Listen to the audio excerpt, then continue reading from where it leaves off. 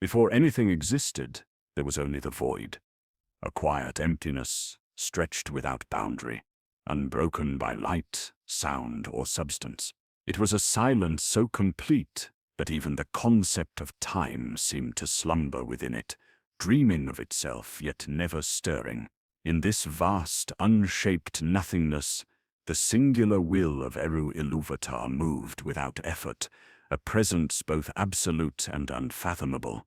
His thought was the first ripple across the stillness, and in that motion, the potential for everything was born. From his mind came the Ainur, beings of essence and pattern, reflections of his infinite harmony, each carrying within themselves a note of the grand design that would someday shape all reality. They were luminous and intangible, yet their presence left echoes in the void, brief impressions that hinted at the contours of what could be. They observed one another, each unique, and yet each connected by the same originating thought, resonating faintly in anticipation of the music to come. The Ainur did not move as we would understand movement. They existed, and in their existence patterns formed. Some were radiant and clear, their voices pure streams of resonance. Others were deep and contemplative, threading shadows of thought into the emerging harmony. Even in this pre-creation, each bore the seed of agency. The void, though empty, responded. Ripples of presence bent and shimmered around them, as if reality itself recognized the potential that stirred within it. This nascent awareness was not light or matter, but a subtle prelude, a tension poised between creation and dream. Within it, the first threads of order and entropy, of resonance and silence, intertwined. The Ainur, in perceiving one another, glimpsed both harmony and the faintest hint of discord, though none yet acted to disrupt the balance.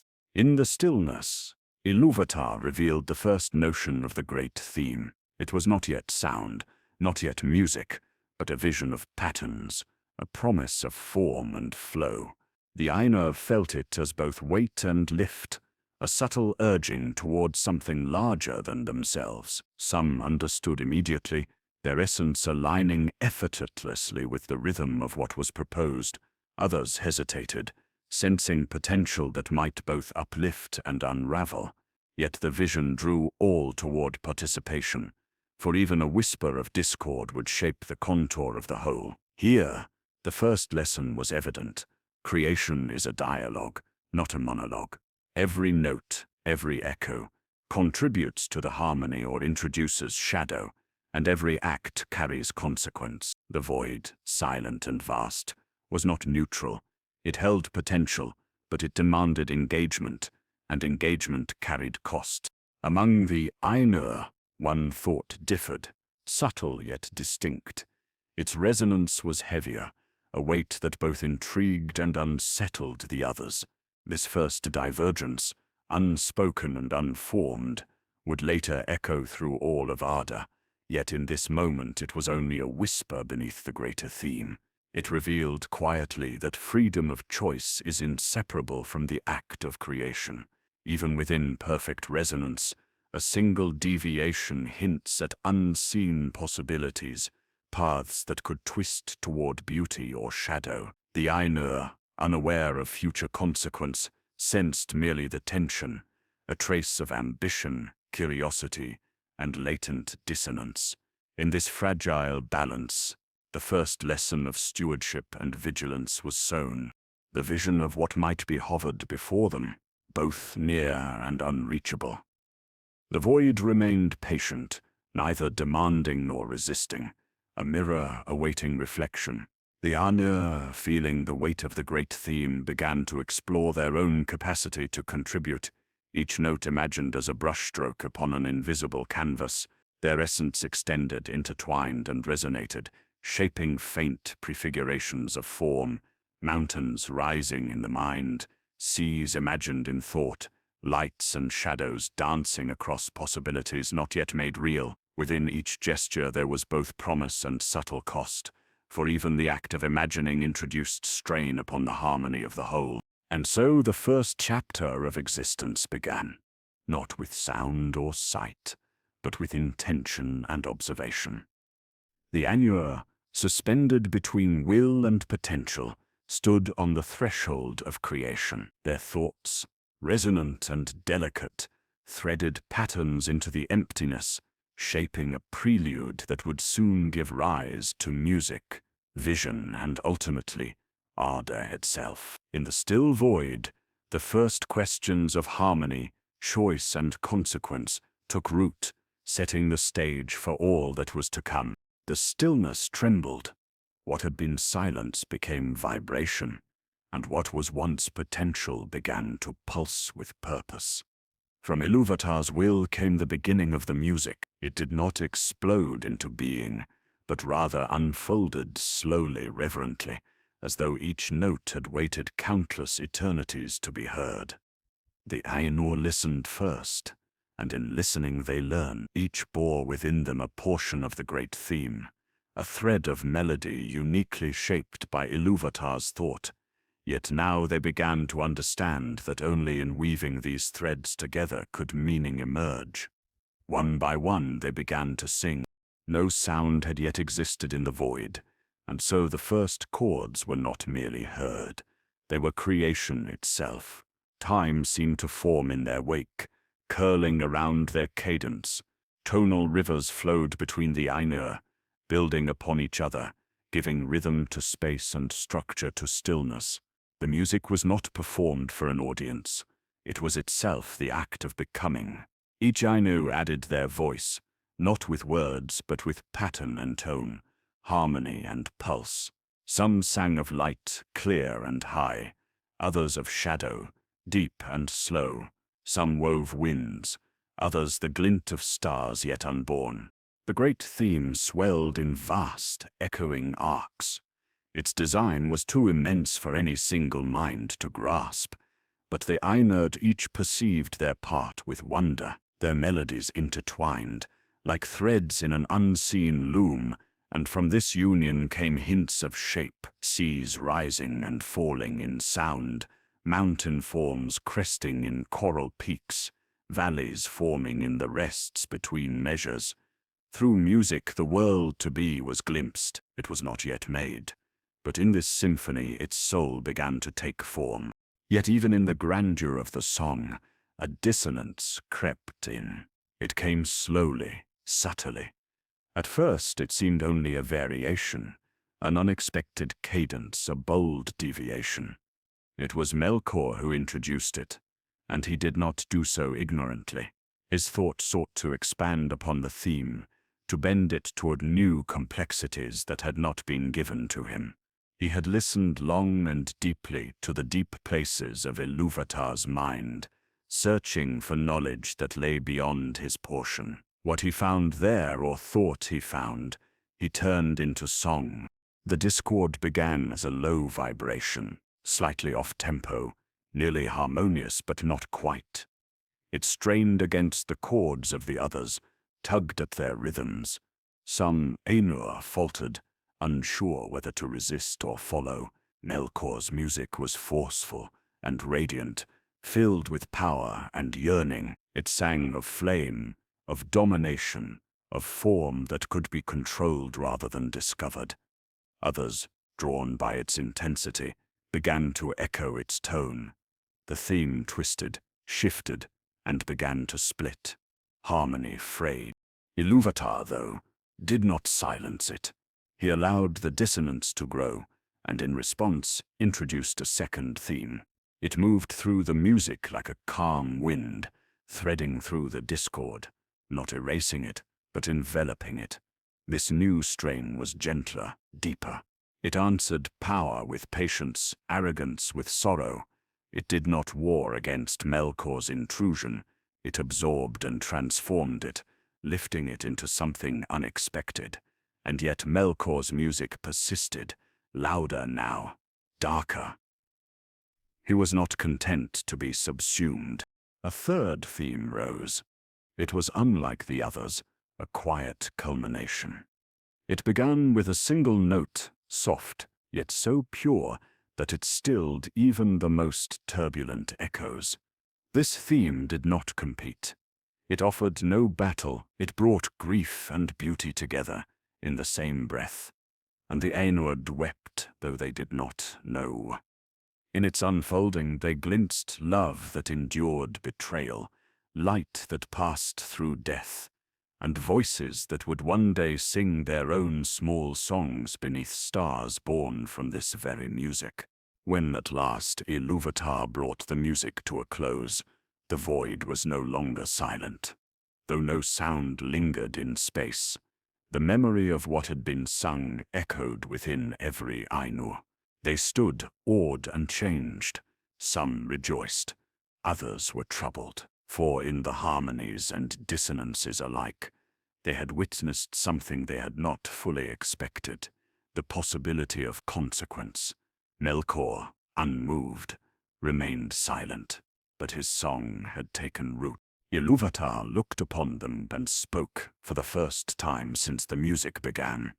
His voice, both vast and gentle, reminded them that what they had sung was not only a song, it was a world, and though none yet understood the fullness of what they had created, they would soon behold it made visible. But before they could see, they must learn what it means to see. Before they could shape, they must know what it costs to create. And so the music faded, but its echo remained. Each Ainur carried within them the shape of a melody, both their own and the greater whole. What had been sung could not be unsung, and what had been woven could not be undone. The void awaited once more, but now it waited for vision and for form. The next movement was to begin. The silence that followed the music was not emptiness, but a held breath. The Ainur stood in stillness, their beings resonating with the memory of what they had sung. Some glowed faintly, still echoing their themes in quiet harmony. Others remained dim and withdrawn, listening to what lingered beneath the surface. And among them stood Melkor, alone in his defiance, though not yet named as such. His voice, once powerful and radiant, had turned inward, a smoldering note held too long, vibrating out of sync with the whole. He had desired knowledge not given. In the depths of Ilúvatar's mind, Melkor had searched for the flame imperishable, the fire of true creation, the secret spark by which things could be made real and endure. But it was not his to find. The flame resided with Ilúvatar alone, uncommanded and unshaped by any other will. Melkor's yearning twisted into frustration, and frustration into pride. In the music he had tried to bend the theme, to insert his own authority into its flowing shape. He did not seek chaos for its own sake. He sought mastery, a version of beauty he alone could govern. And though Ilúvatar had not struck him down, nor silenced his voice, the consequences had already taken root. The music bore his mark. It could not be unwoven. What was once a single, fluid harmony now held scars intricate and strange. The Ainur had felt it, the way their own melodies had bent around his, the way moments of unity had been disrupted, reshaped, reformed. Melkor's discord had forced them to reckon with their own roles, their own voices. Some had felt anger, others sorrow. A few, unknowingly, had followed. When Ilúvatar brought them to the vision, it was no abstraction. It was a world, vast, luminous, and unfolding before their eyes. The Ainur beheld Arda in its first clarity. Mountains rising from nothing, seas expanding under painted skies, winds curling through forests not yet planted. The vision showed the work of their music made visible, and within it they saw not only form, but motion. Days that passed, stars that wheeled, beings who would walk beneath boughs they themselves had sung into being. The children of Ilúvatar, still sleeping within the deep mind of the future, moved like shadows of promise through the land. Melkor watched this too, and though the vision was beautiful beyond anything yet known, it disturbed him, for he saw in it patterns he had not designed, forces he could not command. He had poured his power into the music, and yet the result was not his. Others had shaped it also, and Ilúvatar's will, unspoken but present, threaded through every scene. The world did not obey him. It answered to another rhythm. In that realization, his desire hardened into envy. He began to see the world not as a shared gift, but as a prize unjustly denied. If he could not create it alone, he would at least dominate it. He would be its flame, its crown, its central will. The grandeur of Arda, instead of humbling him, became a mirror for his ambition. The other Ainur felt the change. It was not announced, but it moved like a shifting wind. Where Melkor once sang beside them, he now stood apart. His thoughts curled inward, heavy and shielded. Even his beauty, once awe-inspiring, grew cold with certainty. And still, Ilúvatar did not speak in judgment. Instead, he allowed the vision to continue. He showed them joy, sorrow, fire, ruin, and redemption. He revealed the long arc of time and the many shapes it would wear, and in all of it, Melkor's discord had a place, twisting the world, yet never unmaking it. The Ainur watched as the vision dimmed, its final image, a single moment of peace beneath silver stars.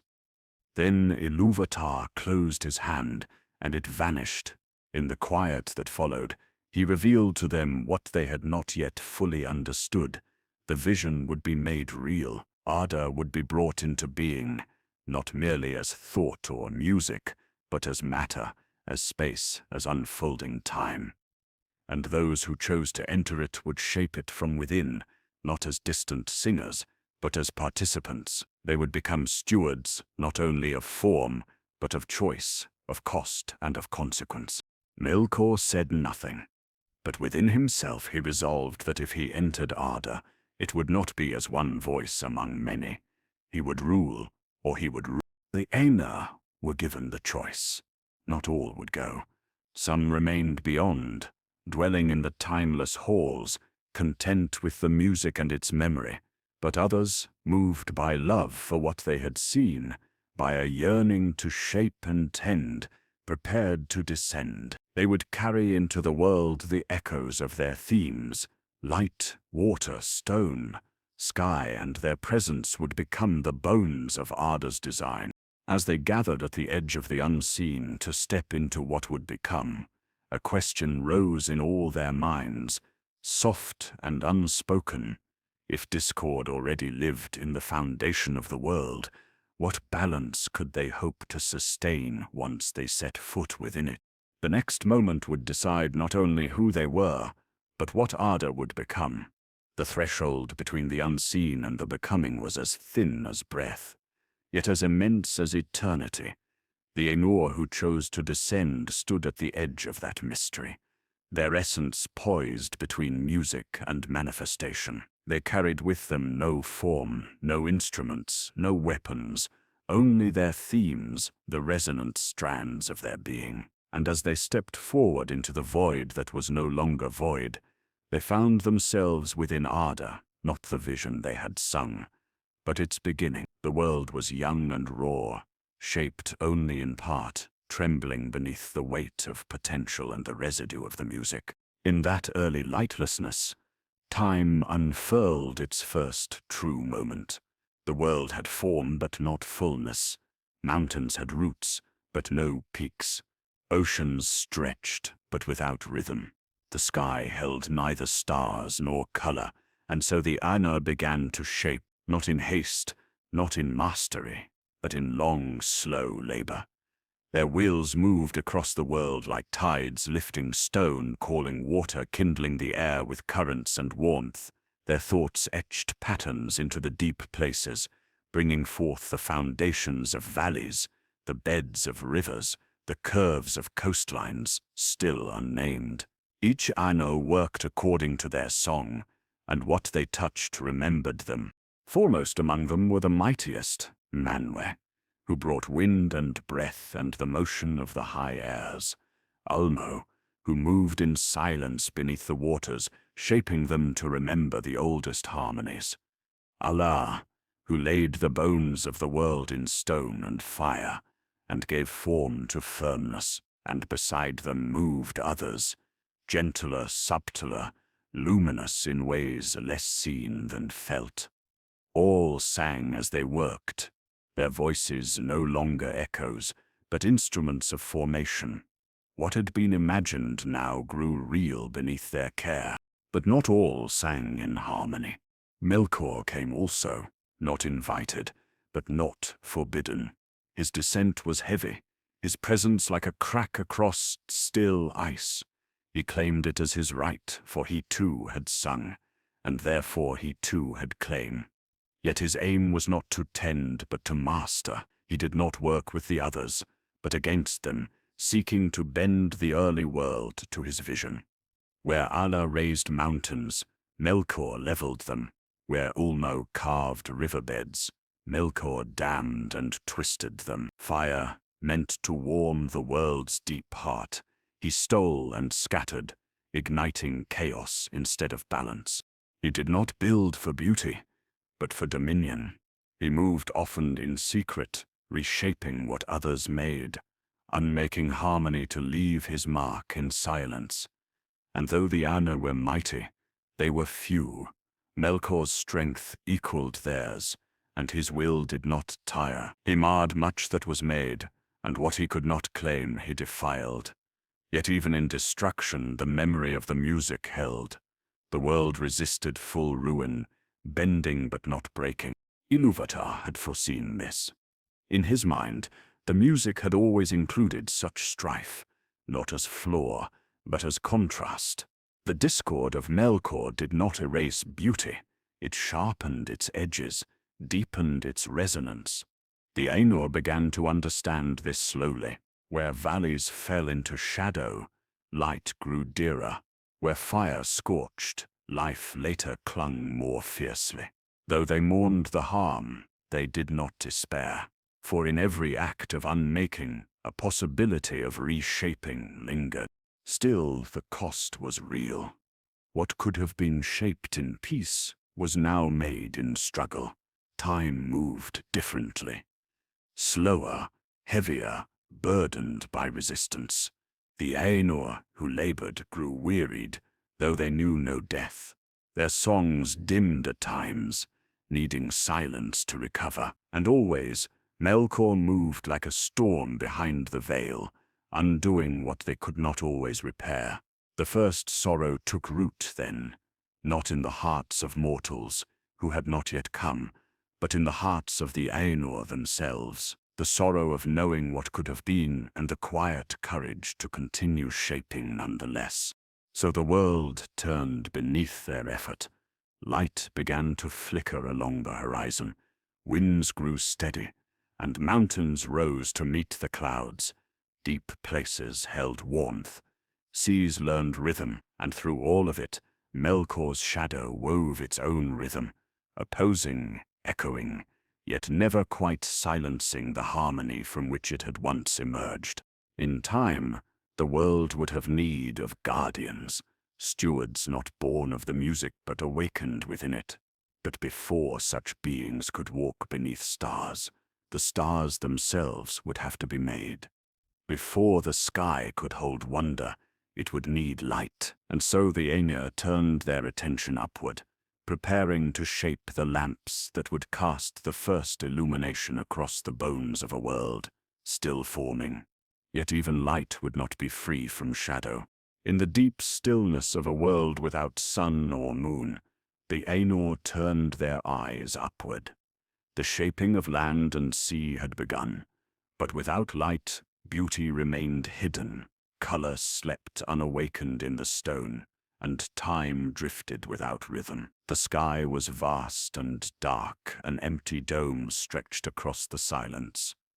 The Ainur knew that if life were to come, and with it memory, song and sorrow, it would need light to guide its gaze and measure its passing. Thus the thought was born among them to craft the first great lamps, to hold in the heavens the fire they had once sung only in spirit. It was Arleu who shaped the vessels, vast beyond comprehension, forged from metals drawn from the world's own bones. He did not work alone. Each Vala gave of their thought, Manwe guiding their placement, Vada lending clarity to their brightness, and Ulmo ensuring their harmony would not blind the waters. When they were completed, the lamps stood not upon mountains, but upon towering pillars crafted with care. Iluin to the north, Ormal to the south. They rose into the sky like twin spires, older than stars, and held aloft their fires. When they were lit, Arda changed. Light spread not as fire, but as blessing. It fell gently upon stone and sea, revealing the contours of the world in golden clarity. Mountains gleamed with silent pride. Lakes shimmered as if remembering some echo of the music. The air warmed, and in warmth came rhythm, winds stirring the grasses, waves shaping shores, shadow beginning to exist only because light made it known. The Ainur saw their labors revealed and were content for a time. Beneath the lamps they established Almarin, the first dwelling place upon the earth, and they rested, though rest had not yet been known. But even as radiance settled across the world, Melkor watched. He had not aided in the raising of the lamps. He had not sung in the joy of their first glow. Instead, he had wandered in the distant places where light did not yet reach, and where stone was still malleable. In secret, he carved deep halls and hollowed vast chambers beneath the earth, fortresses without a name, where fire burned but gave no comfort. There he gathered to himself flame and fear, and those lesser Ainur, who had grown to admire his strength more than they understood his purpose. They followed not from love, but from awe and the silent promise of order imposed by force. Melkor looked upon the light of Iluin and Ormal, and saw it not as gift but as defiance. It was a harmony in which he had no part, a design beyond his control, and in this he saw a challenge. The world shone with a symmetry he had tried to reshape in the music, and now that same symmetry stood tall, casting shadows where his pride could not dwell. Yet he did not act at once. Melkor was patient. He knew that the Ainur had begun to believe in peace. He could feel it in the way they worked more slowly, laughed more freely, grew attached to form and place. Even the greatest among them had begun to love the world, not as a theme to tend, but as a home to cherish. That love, Melkor thought, would be their weakness. Light brought beauty, yes, but it also brought comfort, and comfort breeds forgetfulness. And so the world passed into its first era of light, brief and golden. Beneath the lamps, trees began to rise. Rivers ran with clearer voice. Even silence felt sacred. The Ainur moved among their works, not as builders now, but as caretakers. They did not foresee that in the very height of this symmetry, its breaking had already begun. In the deeps of the world, Melkor gathered power. He spoke not of rebellion, but of balance, not of conquest, but of necessity. And yet everywhere he went, balance tilted. Earth grew brittle in places. Waters turned stagnant. The light, steady and whole, began to seem strained, not dimmed but challenged. The Ainur, sensing unease, debated among themselves, unsure whether to confront or endure, for even they did not fully understand Melkor's purpose, nor how deeply his discord had seeded itself. And so it came to pass that the world, made visible by light, now cast its first true shadows, not as absence, but as omen. The great lamps still burned. Almaran still stood, but in the roots beneath and in the distant hollows beyond the reach of radiance, the Ainur would soon learn that light, once kindled, must be guarded not only against darkness, but against the will that seeks to master it. In the distance, the foundations of the pillars shuddered ever so faintly. The tremor beneath the pillars deepened, though the Ainur did not yet understand its meaning. They sensed imbalance, a slow, hidden fracture spreading through the roots of the world. Yet above, the light still shone, and its calm beauty lulled them to stillness. They had learned to trust the rhythm of what they had built. But Melkor's patience was older than their vigilance, and his design unfolded beneath them, unseen and inevitable. In the shadows of his subterranean realm, Melkor gathered the fire that had been born in the heart of Arda. He bent it, cooled it, and wove it into secret engines of ruin. His fortress, vast and dark, extended through caverns that reached the molten center of the world. There, he forged iron from stone and chained the wild heat to his will. The walls pulsed with red veins of restrained flame, and from those depths came a music of his own making, heavy, discordant, unending. He called it harmony, but it was dominion in disguise. Those who had followed him now became bound to him fully. Their light dimmed, their melodies thinned into echoes of his. They spoke little, moved less, and served without question. When Melkor rose again to the surface, he cloaked himself in brightness, for deceit was his first weapon. He moved among the lands as one examining what he had once helped to conceive, and where he walked, the air grew restless. Mountains cracked. The pillars beneath Iluin and Ormul trembled. None yet fell, but each tremor carried the seed of collapse. The Ainur, still trusting, believed it to be the world settling into its final shape. They did not yet see that the ground was shifting according to Melkor's will. At last, he turned his gaze toward Almaran. The Valar dwelt there in quiet joy, shaping gardens, creating creatures of simplicity and grace, delighting in the interplay of water, earth, and wind. Manwë walked beneath Iluin's silver glow. Yavanna sang life into the still soil, and Ale crafted the first gems to capture fragments of light, small mirrors of the lamps themselves. For a time it seemed that harmony had returned, and Melkor smiled at the irony. To destroy such peace, he knew, would mark his triumph forever into the memory of the world. The hour of ruin came when the lamps burned at their brightest. Melkor's servants, risen from the underworld, carried forth his flame. They did not ascend in armies, but in silent bursts, torrents of molten fire and thunderous heat that cracked the base of the northern pillar. Iluin wavered, groaned, and then fell. The light it bore spilled across the sky in a river of white flame, searing earth and sea alike. Ormul followed soon after, shattering in echo. The two lamps that had crowned the world were extinguished, their fall carving vast scars across Arda. Seas boiled, mountains folded into ash. The perfect symmetry of the world was undone in a single night. The Valar felt the blow as though it struck their own hearts.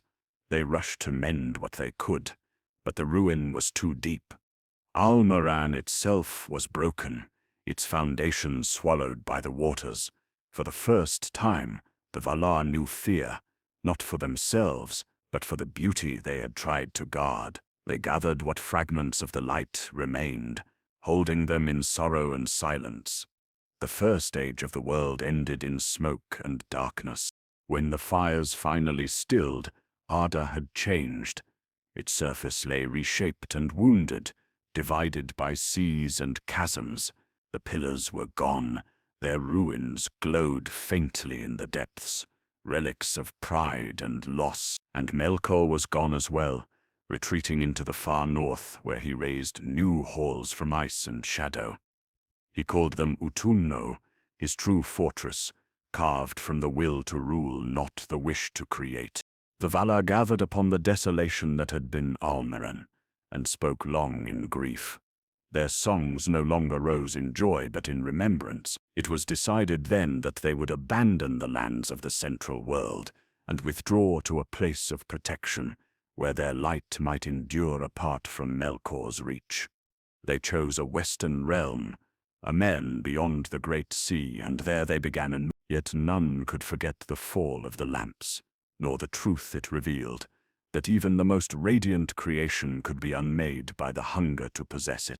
In the distance, the last remnants of Elohim's glow faded beneath the horizon, leaving only the memory of radiance lingering upon the waves.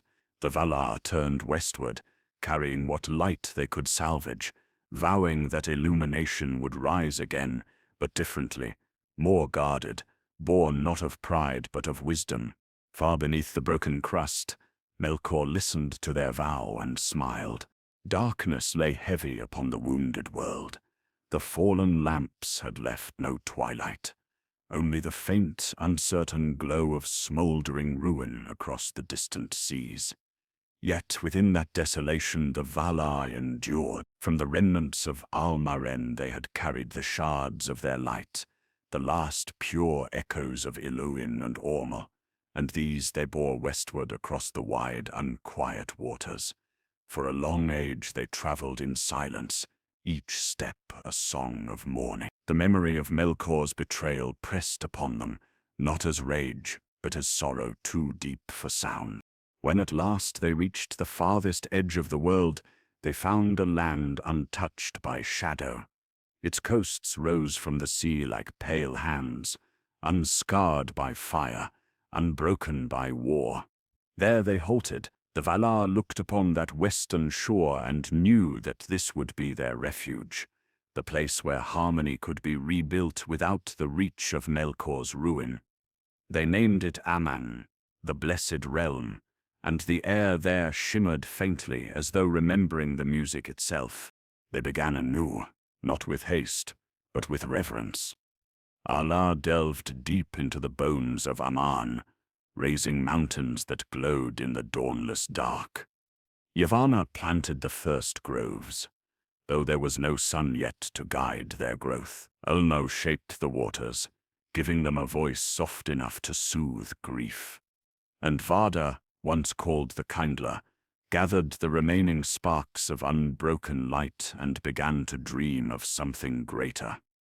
For though the lamps were gone, she would not permit the world to remain without beauty. Manwë, high among the Valar, stood upon the summit of Tanicatil, the tallest of all mountains, and from that height he looked eastward. The shadow of Melkor could not yet be seen, but its presence was felt cold, patient, waiting. The Valar had withdrawn, yet their withdrawal was not defeat. They understood now that strength alone could not mend what Melkor had broken. Creation to endure must be gentler than wrath. Thus they resolved that the light to come would not be one of domination but of renewal.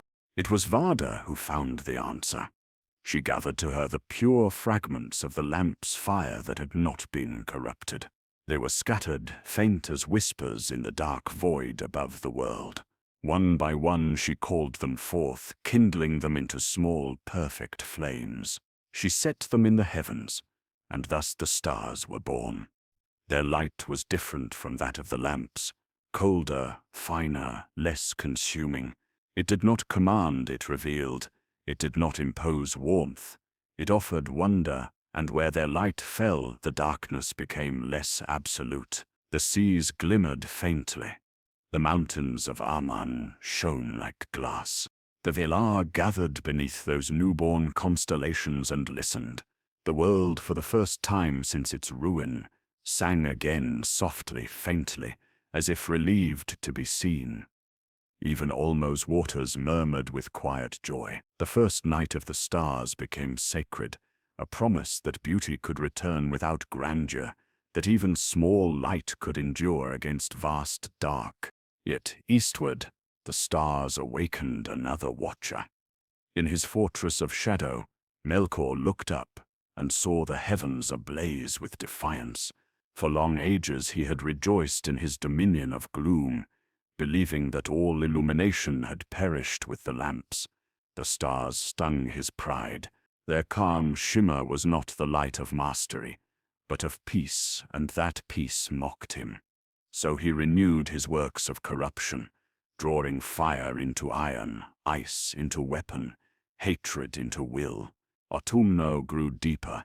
Its gates were guarded by fear, its forges by torment, and Melkor whispered into the void that the light of the stars would one day fall as the lamps had before them.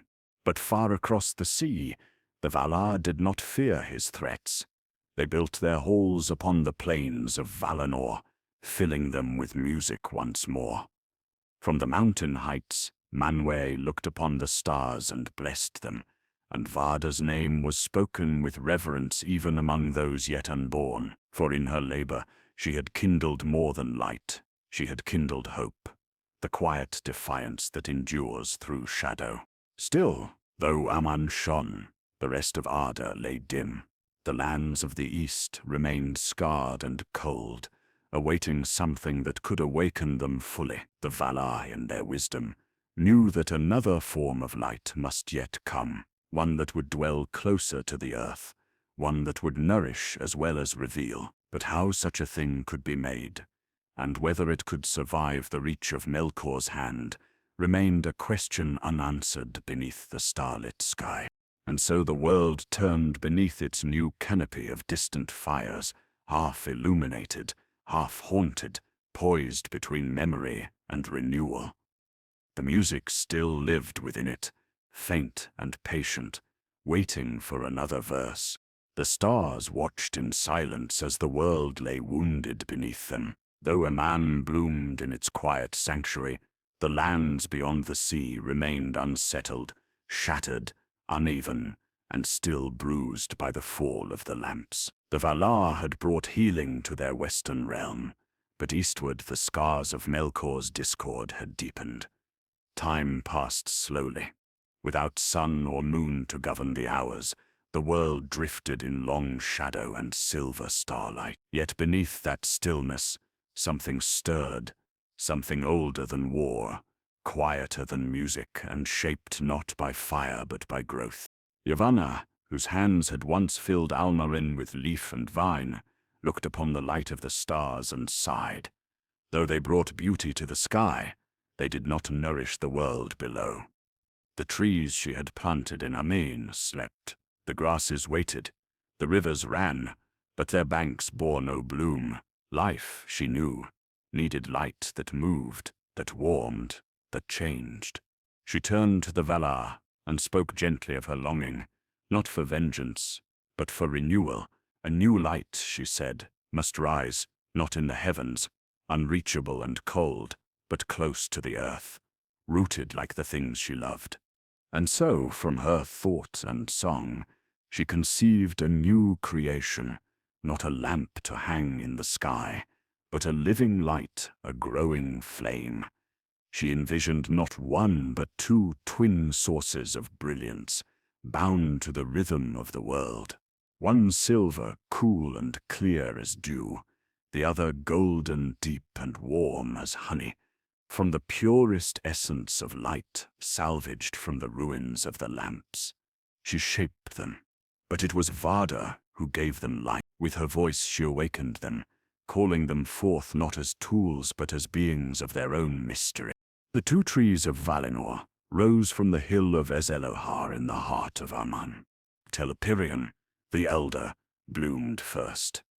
Its leaves shimmered with silver on one side and pale green on the other, and its flowers hung like soft lanterns, glowing in the gloom. From its boughs poured a gentle radiance, filling the air with stillness. Then came Laurelin, younger and bolder.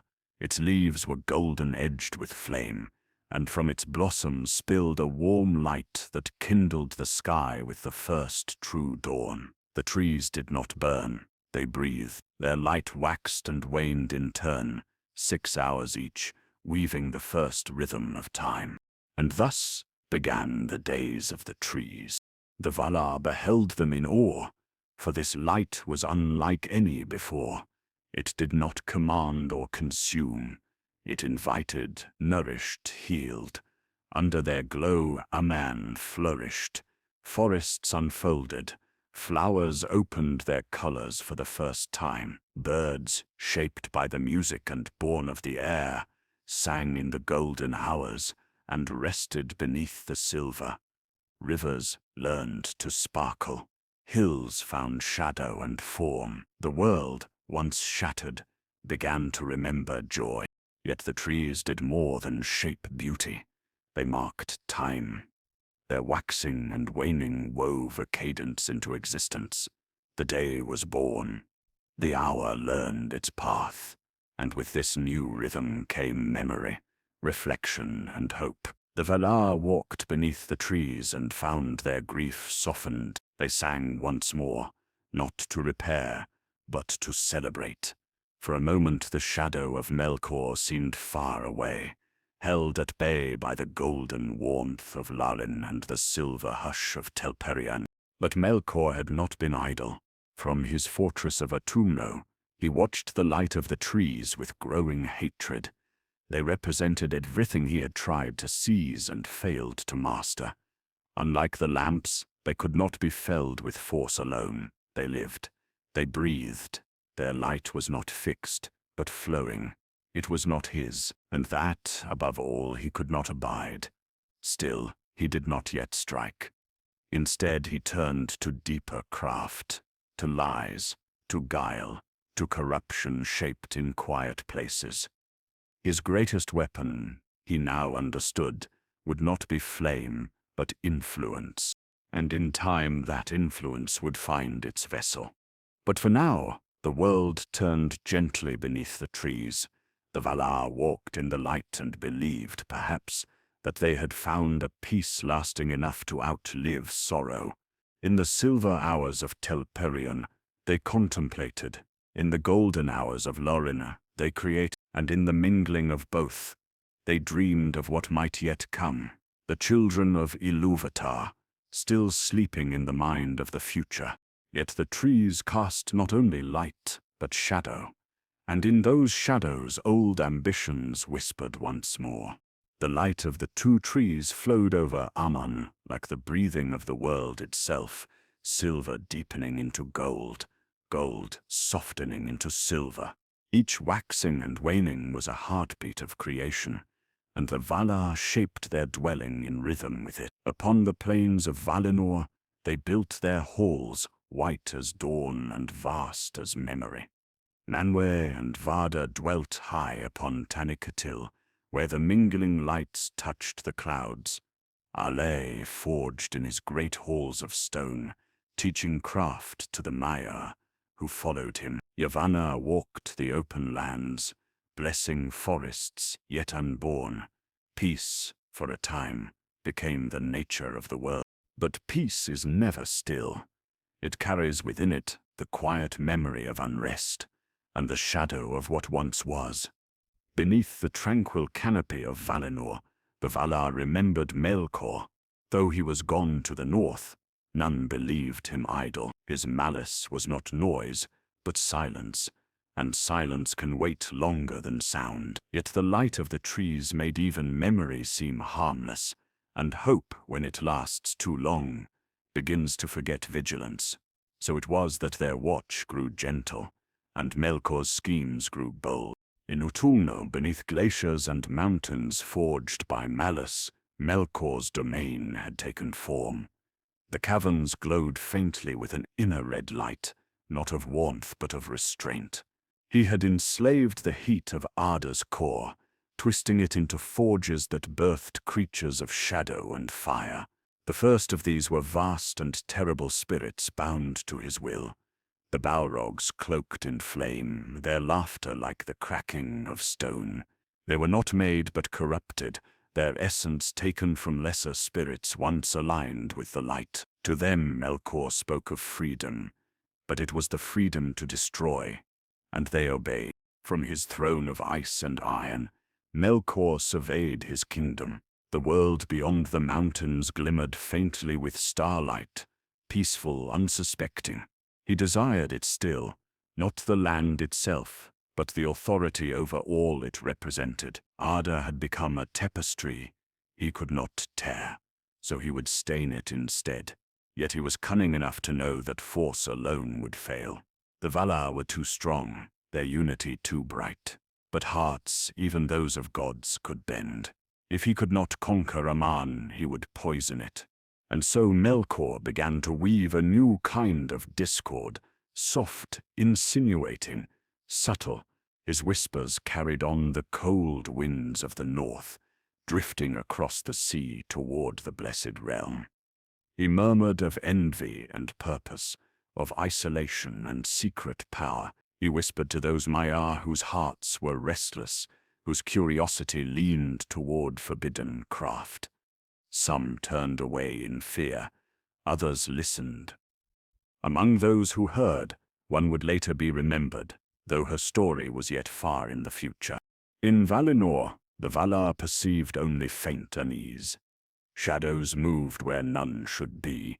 Faint tremors ran through the roots of mountains, and once the waters of Ulmo sang dissonantly. Yet the beauty of the trees softened their vigilance. Even when Ulmo warned that the deep currents of the world were disturbed, his words were met with calm doubt. For who could imagine darkness daring to enter the realm of light again? Meanwhile, Melkor's gaze turned eastward, toward the land still unblessed by the trees.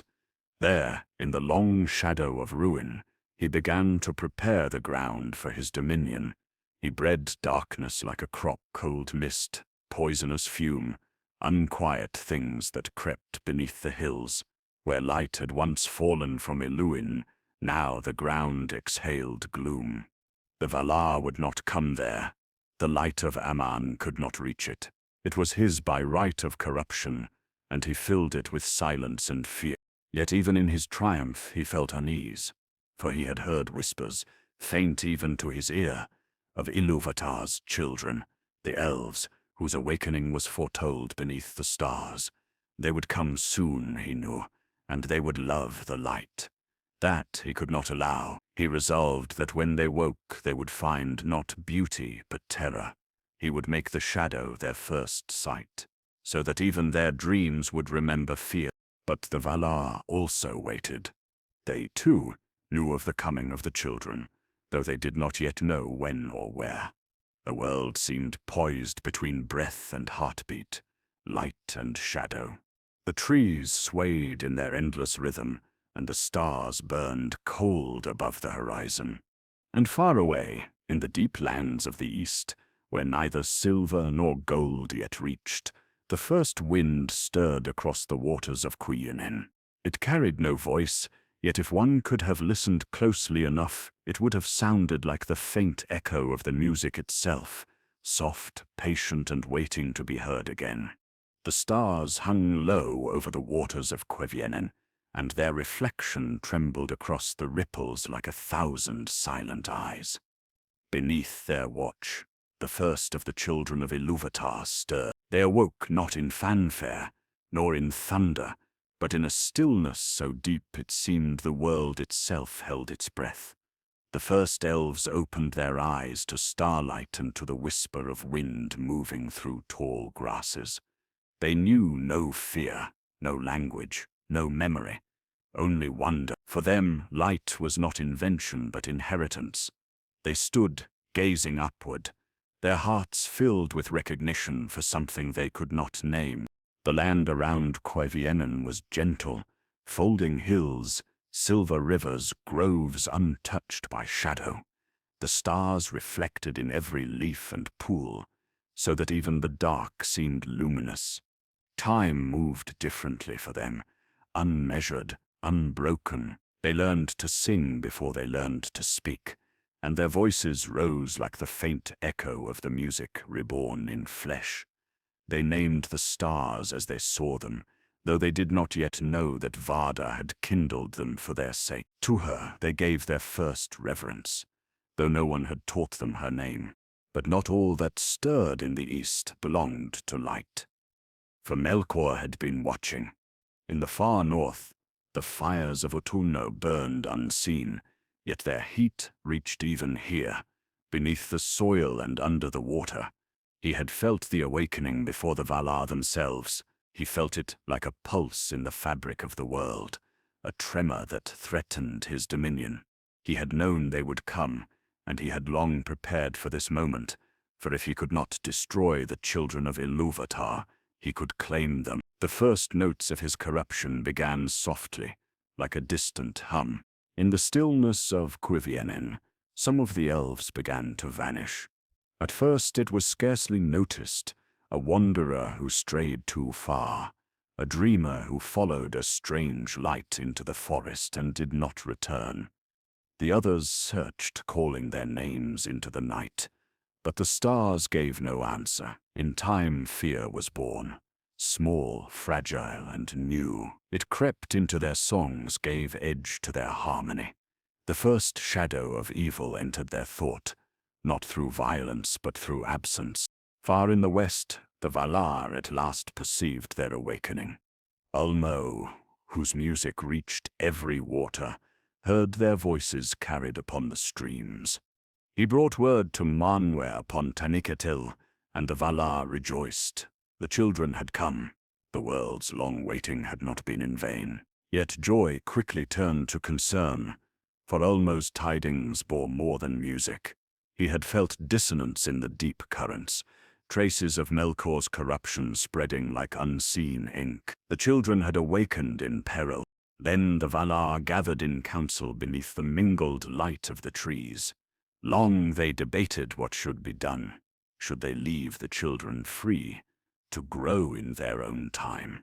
Or should they bring them to safety, away from Melkor's shadow? Opinions divided, but the fear of his malice was stronger than their patience.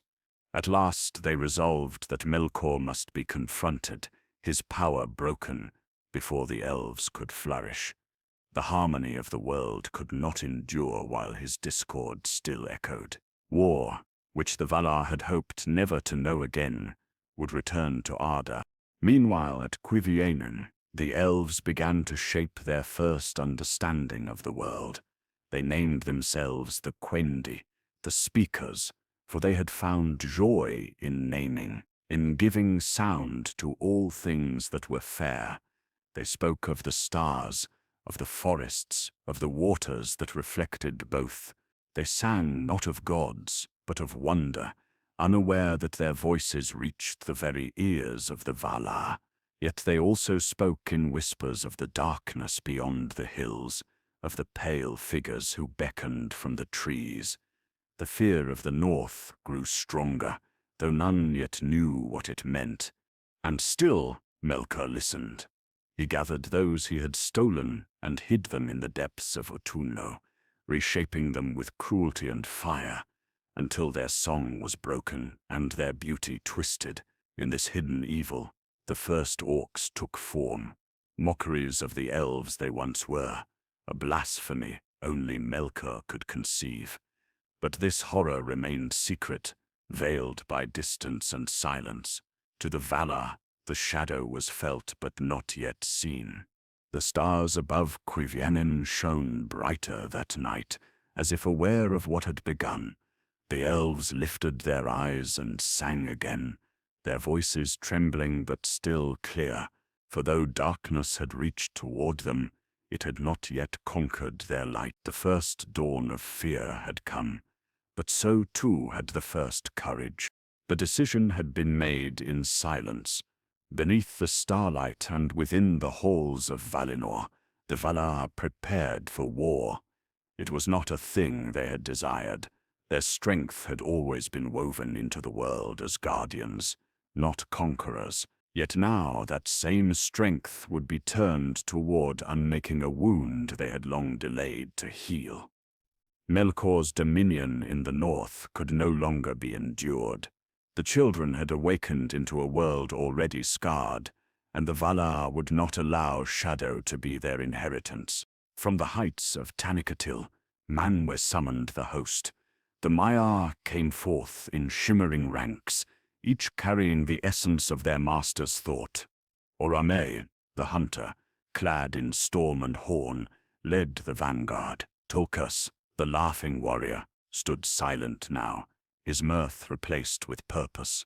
Even Oli's forges quieted, and his smiths laid aside their craft to shape weapons of necessity, not beauty. Vardar kindled the stars brighter, casting their cold light upon the world, a sign to all who watched that the powers of the West would move again. They marched not through Arda, but over it, their tread not of footsteps but of will. And as they moved, the earth stirred in answer. Clouds curled above Utumno. The deep places of the world whispered. Melkor, from his throne beneath the mountains, felt the approach of inevitability, but he did not retreat. He had planned for this. He had twisted his fortress into a labyrinth, filled it with flame and ice, sorrow and deception, and in its deepest roots, he had hidden his greatest weapons, not armies but corruptions, born of stolen spirits and reshaped into creatures of horror. The assault came not with the sunrise, for there was no sun, but with a silence so complete that the world seemed to forget how to breathe. Then the storm broke. Tulkas roared as he entered battle, his laughter returning like a bell of defiance.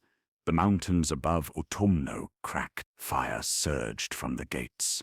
The Balrogs, mighty and terrible, poured out in fury, but they did not find easy prey. The Valar met them not with fear, but with music.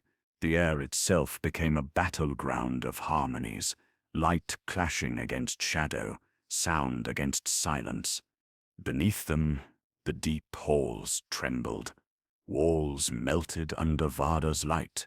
Shadows were torn asunder by the hand of Orome. The host of the Valar pressed inward, deeper than any had dared go before. Melkor's servants, once proud spirits, fled in disarray. Many were unmade in that war, their essences scattered back into the chaos from which they had risen. And in time, though time no longer moved in days or hours, Utumno fell. Melkor was found in the heart of his fortress, seated upon a throne of stone. His crown of ice had melted. His form, once radiant, was cloaked in shadow and ash. He did not speak. Perhaps he knew that no words could undo what had been done. Tulkas bound him with chains forged by Ale, shackles called Angainor, unyielding, sealed by purpose. Melkor was cast down, and the foundations of Utumno collapsed around him, as if the world itself sighed in relief. The Valar returned in silence, bearing their prisoner westward. They did not rejoice. There were no songs. What had been won was not a victory, but a reprieve. The cost of Melkor's defiance had already been carved into the earth, and though his form was shackled, the memory of his discord could not be chained. Yet in the east the elves felt something change.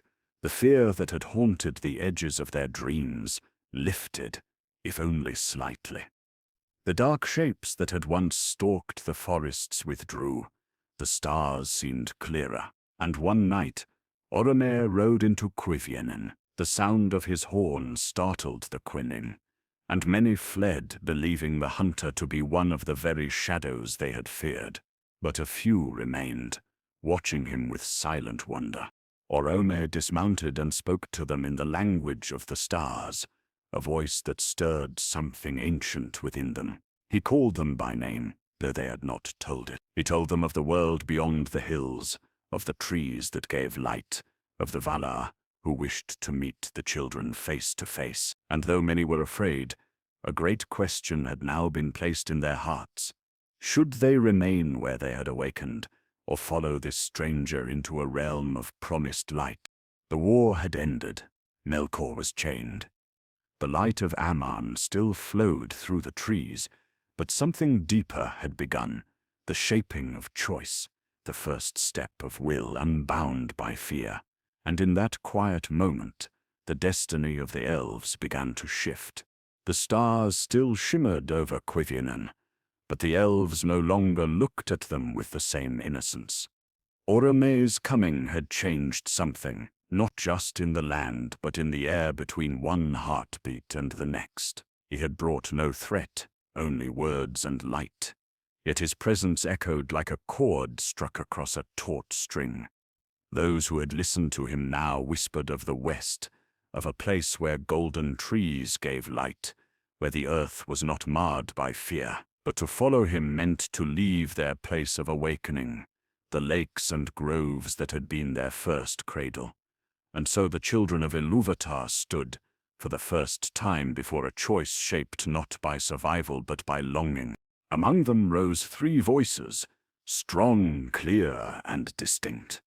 They were chieftains, though none had declared them so: Ingwer, Finwer, and Elwer. Each had stood before Orome, had heard his voice not as command but as invitation, and each in his own heart had understood that the world was wider than the shores of Cuivienen. They gathered others, speaking gently of a journey westward, not to escape but to discover. Not all believed, not all followed, but many did. Orome returned to Valinor, bearing word of their willingness. The Valar rejoiced, for the children would at last come into the light they had long prepared. Yet caution tempered their joy. They knew that the journey would not be easy. The lands between Cuivienen and Aman were vast and unshaped, and though Melkor was bound, the echoes of his corruption lingered. The very bones of Arda bore his fingerprints, chasms that should not be, twisted forests that grew in silence, creatures left behind from his dark reign. Still, the march began. The elves moved westward in stages, their songs echoing through the long valleys. They crossed rivers that murmured in languages older than speech, wandered through starlit plains where no foot had yet fallen. They saw the moonless world in all its early wonder, untamed, immense, and filled with signs of the music still echoing in stone and sky. But the journey tested them. Some faltered, some turned back, and some vanished, drawn away into the dark places where light did not reach. Their names would be forgotten, or remembered only in sorrow. Those who endured came in time to the western shores, and there for the first time beheld the trees of Valinor.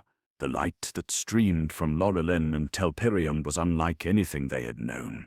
It was not harsh like fire, nor cold like starlight. It was deep, layered, alive. It wrapped around memory and reached into silence. Many wept. Others stood silent, their hearts opening like flowers to the dawn. They had passed through the shadow, and now beheld something nearer to the music itself.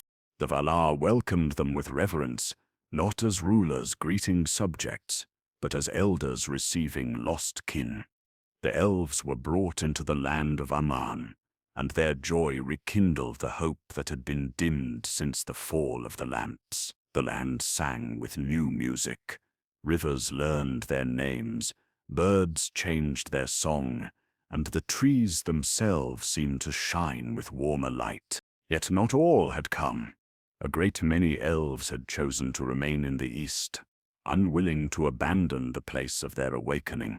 They were not lesser nor fallen, but different, more rooted in the rhythms of the wild world, more attuned to the stars than to the trees.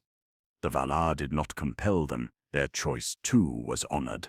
They remained free under the stars, destined to carry memory of the elder world into ages yet to come. Even among those who had begun the journey, not all reached its end. Some halted midway, enchanted by the vastness of Arda. Forests of great silence called to them, and mountains that touched the stars. These, too, the Valar permitted to remain. They would dwell between shadow and light, distant from Aman, yet never wholly lost. Thus the elves became many. The Vanya, led by Ingwe, settled close to the light, loving it beyond all things. The Noldor, led by Finwë, hungered not just for beauty, but for knowledge, the crafting of things, the shaping of thought. The Teleri, led by Elwë and his kin, lingered near the sea, torn between the light of the trees and the echo of the starlit waters behind them.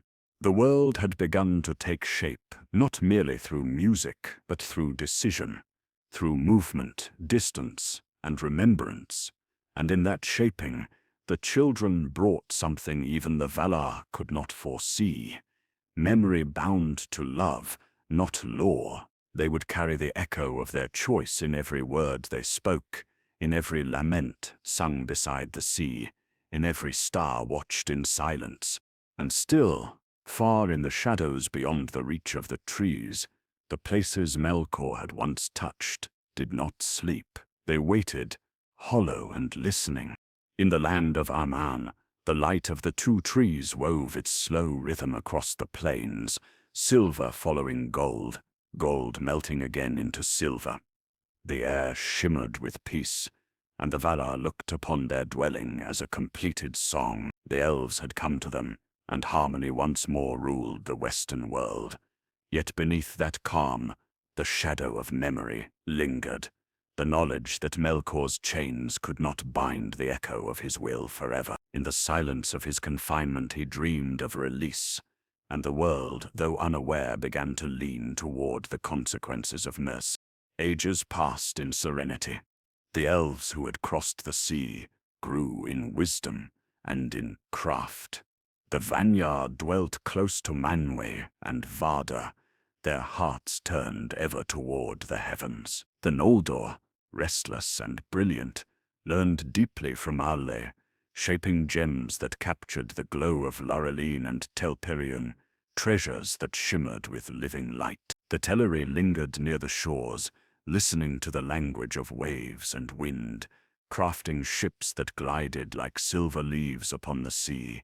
Aman became a realm of wonder, the reflection of creation perfected. Yet perfection has a fragility of its own, a tension born not of weakness, but of stillness, too long unbroken. In time the Valar brought forth Melkor from his imprisonment. They did not do so in ignorance, nor in naivety, but in obedience to Ilúvatar's greater purpose. Mercy must be proven, not assumed. Melkor came forth cloaked in humility, his form radiant once again, his voice soft as wind upon still water. He knelt before Manwë and spoke of repentance. The light of the trees shone upon his bowed head, and many believed his remorse sincere. Manwë, who understood neither deceit nor hatred, granted him pardon, for he saw in every being the reflection of what could be healed. Thus Melkor walked once more beneath the light of Valinor. At first he seemed changed. He labored beside the Valar, offering counsel in their works. He spoke kindly to the elves, especially to the Noldor, whose curiosity and skill mirrored his own. He praised their craft and marveled at their art. He visited Alle's halls, learning of the making of jewels, metals, and mechanisms. Yet in secret he envied what he praised. The harmony of Valinor was to him a cage made of beauty, and every song of joy a chain he could not bear. The light he had once sought to possess still eluded him, and envy rekindled the embers of his pride.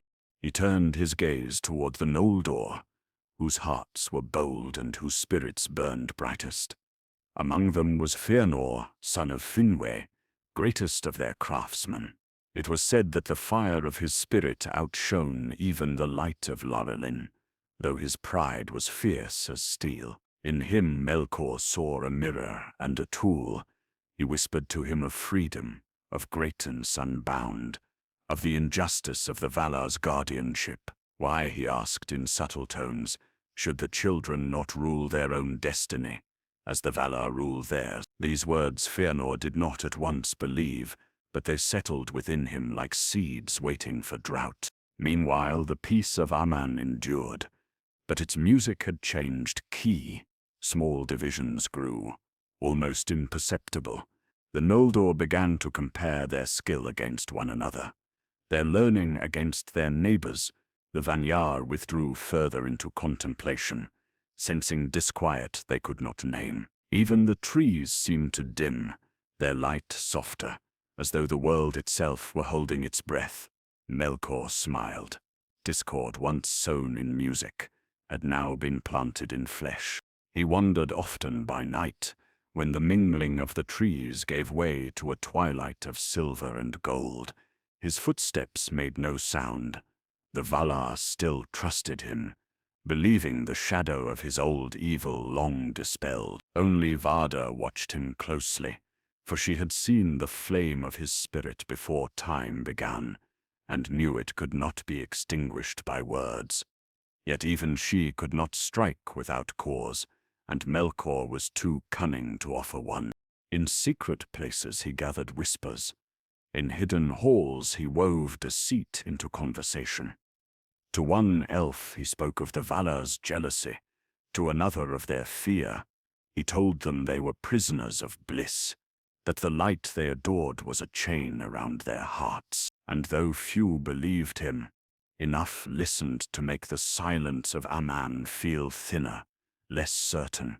It was not war he waged now, but erosion, the slow unmaking of faith. And so the golden age of the trees continued, radiant and fragile, its beauty deepened by the shadow gathering at its edge. The Valar sang in peace, the elves built in wonder, and Melkor beneath their very light prepared the next fall. The world, though still bright, had begun once more to tremble toward darkness.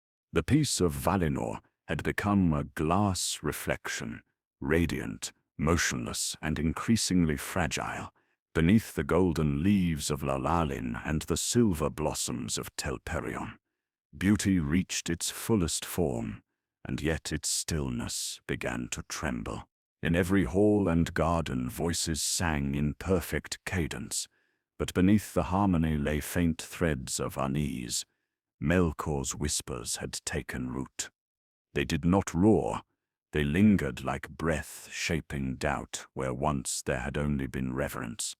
The Noldor, most curious and most proud of the elves, became restless.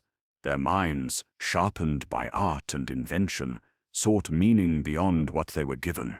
They questioned the limits of their paradise, the guardianship of the Valar, the boundaries of their freedom, and among them Fëanor shone brightest and burned deepest.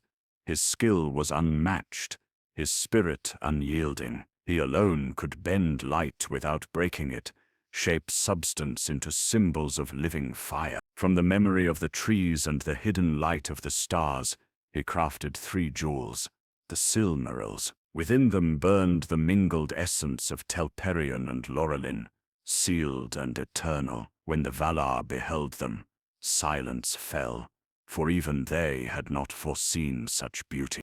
But Melkor watched from the shadows, his heart rekindled with desire.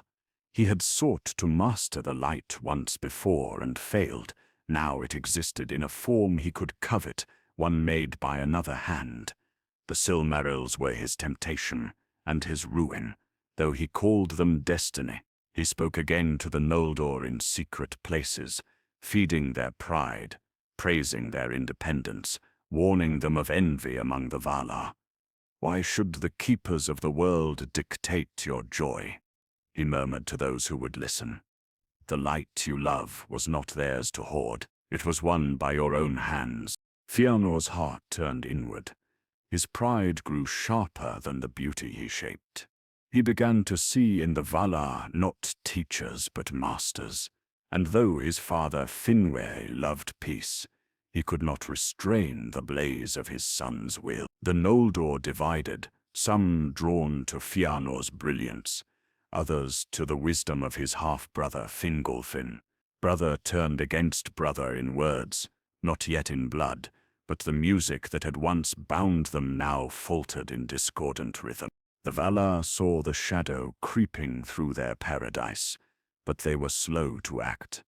They had subdued Melkor once by force, and believed that mercy might yet redeem him. Yet mercy without wisdom becomes blindness, and their patience gave him space to strike. For even as doubt spread among the Noldor, Melkor's malice deepened into resolve. He fled Valinor in darkness, swift and unseen, and sought alliance with the monstrous spider Ungoliant, a being of unlight and hunger who dwelt beyond the known world. Together they returned like poison, returning to the heart. On a night of festival, When all Valinor rejoiced beneath the mingled light of the trees, Melkor struck.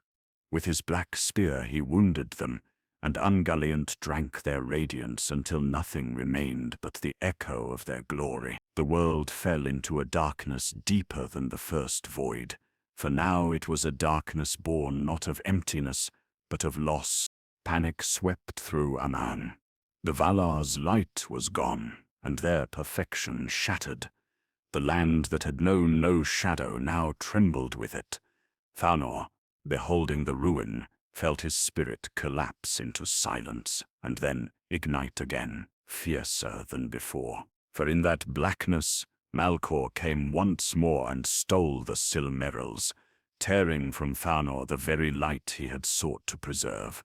When word reached him, he cursed the name of Melkor, and named him Morgoth, the black foe of the world. But in his fury he also cursed the Valar, accusing them of failing to protect what was his. Thus pride and grief became one flame. Fëanor gathered his kin and swore a terrible oath to pursue Morgoth to the ends of creation, to reclaim the Silmarils whatever the cost. The Valar, mourning and bewildered, could not stay him. The Noldor followed him into exile, abandoning the light that had once defined them. Their march into the dark became the echo of Melkor's own descent, a reflection of the same hunger cloaked in nobler purpose. In the heavens above, the stars still burned, untouched and indifferent. Their light, though faint, endured while all other lights perished, and so the world entered a new age, not of peace nor of harmony, but of struggle and remembrance. For though Melkor had fallen and Fëanor had risen, both were now bound by the same truth, that creation once touched by desire carries both beauty and ruin in the same breath. Long after the trees had withered, their roots blackened by Ungoliant's hunger, and the light of Valinor had fallen into memory, the world did not shatter, it shifted. What had once been perfect grew fractured. What had once been eternal now moved with time. The land still stood beneath the stars, but the stars now watched over loss.